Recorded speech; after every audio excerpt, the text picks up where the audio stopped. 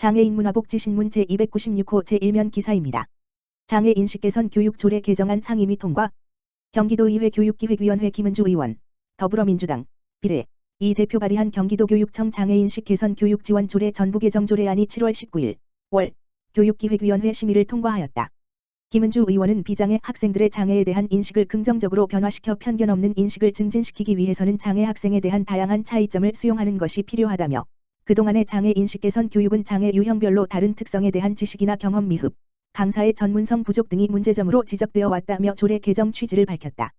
본 조례안은 장애 인식 개선 교육의 수준을 제고하기 위하여 일정 수준 이상의 자격을 갖춘 전문가, 장애 당사자와 그 부모가 장애 인식 개선 교육 강사로 참여하거나 문화예술 참여형 프로그램 운영 등의 개정 내용을 담고 있다. 김 의원은 이 조례 개정으로 학령기 학생들의 장애 인식 개선 교육이 보다 전문적 참여형 프로그램 등으로 다양화되어 타인의 어려움과 아픔을 공감하는 도덕적 민감성과 약자를 배려하는 인권 감수성을 길러주는 데 기여할 수 있기를 바란다는 소회를 밝혔다. 한편 교육기획위원회 심사를 통과한 본 조례안은 오는 7월 20일 화 제353회 제2차 본회의에서 최종 의결될 예정이다. 최종현 경기도의원, 장애인 공동생활가정 현안 정담회 가져. 최종현 의원, 더민주, 비례, 은 16일 경기도의회 수원상담소에서 김영혜 의원, 더민주, 평택 3, 경기도 장애인 공동생활가정 네트워크 시설장, 황유신 안산 빛과 둥지 공동가정원장, 박영욱 안산 미소내 공동가정원장, 김영권 안성 미랄 공동가정원장, 경기도 장애인복지과 관계자와 장애인 공동생활가정 운영 현안 정담회를 가졌다.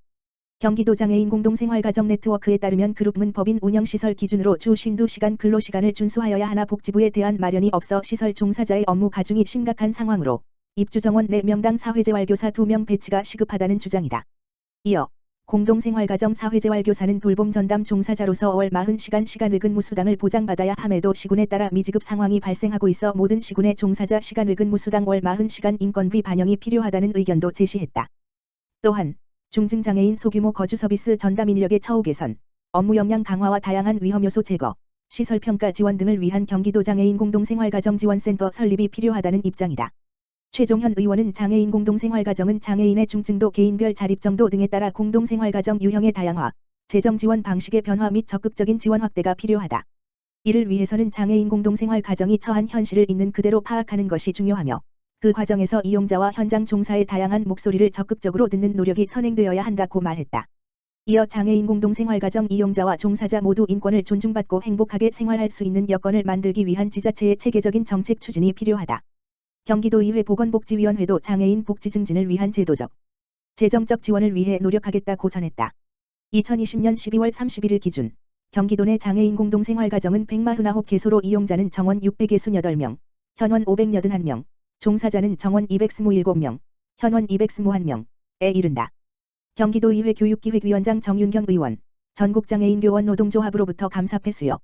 경기도의회 교육기획위원회 위원장 정윤경 의원, 더불어민주당, 군포 1, 2 평등한 교권 문화 발전을 위해 공헌한 공로를 인정받아 함께하는 장애인교원 노동조합 창립 2주년 기념식에서 감사패를 받았다고 22일 밝혔다.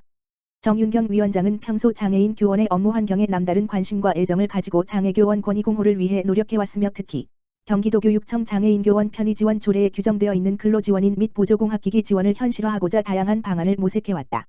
정윤경 위원장은 평소 현장에 답이 있다는 생각으로 교육 현장을 많이 돌아보고자 노력해왔고, 그러다 보니 장애인 교원들의 열악한 업무 환경이 눈에 보이게 되어 그 부분을 해결하기 위해 교육기획위원장으로서 책임을 다해왔을 뿐인데 이렇게 감사패를 받게 되어 영광으로 생각한다고 소감을 밝혔다.